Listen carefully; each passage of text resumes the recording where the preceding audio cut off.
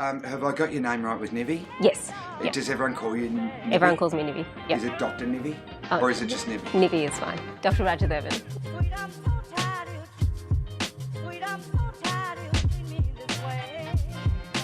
So I was born in Sri Lanka originally, and then we moved to Australia when I was 6, roughly. So I've done all my education, my medical degree in Sydney, but I grew up in Melbourne, and then I've worked predominantly at the Women's. So I was here for most of my training, my basic training, which is in obstetrics and gynecology. And then I decided to subspecialise into gynae-oncology, where we solely focus on cancer.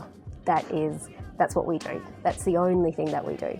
I work on MOC specifically because to me it's a rare subtype of ovarian cancer where we really have very limited treatment options, but also really limited understanding of the cancer as well.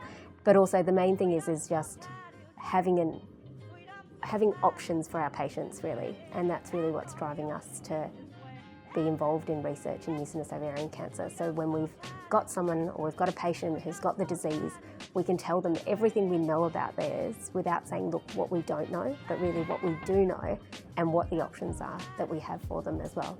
Which right now, we often tell them we don't know much about their cancer and we don't really have very many options. So these women who are in the prime of their life, they're often mothers, they're often in the prime of their careers, they're holding their whole family together, things like that, and they're passing away at a time when you want them to be there for all of those reasons.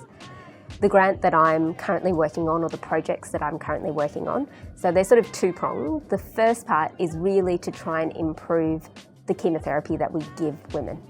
So as a surgeon, we're always interested in if there's something that we can do at the time of surgery in order to improve outcomes for our women.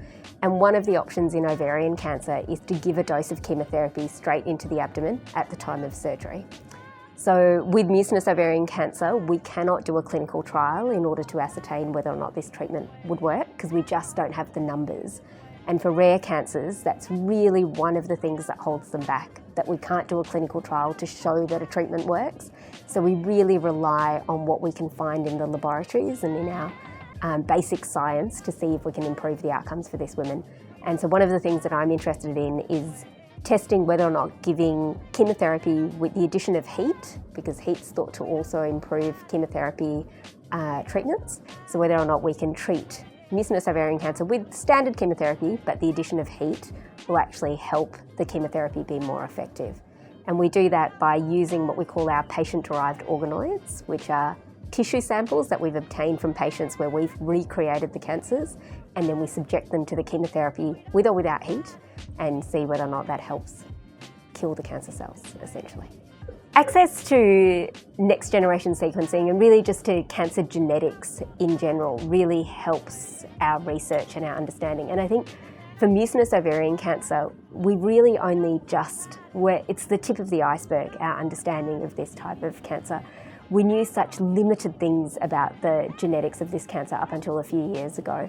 And even now, our genetics and our understanding, of this cancer is improving so much.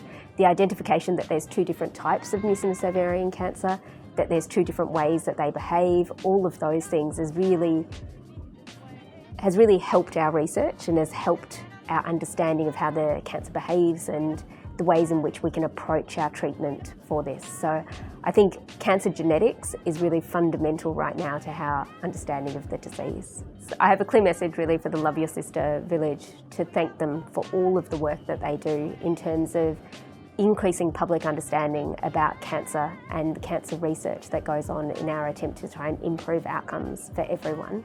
I think it's incredibly important to have someone like yourself or like Love Your Sister or like Emerson advocate for science really and for research is fundamental to improving outcomes long term, because this is not a race that's going to be won in the next few years or next few months. This is years and years in the making, our understanding and our improvement in healthcare in general. To the Women's Impact Network at Emerson, thank you very much for your funding. This is not something that I could do without the funding that we've received.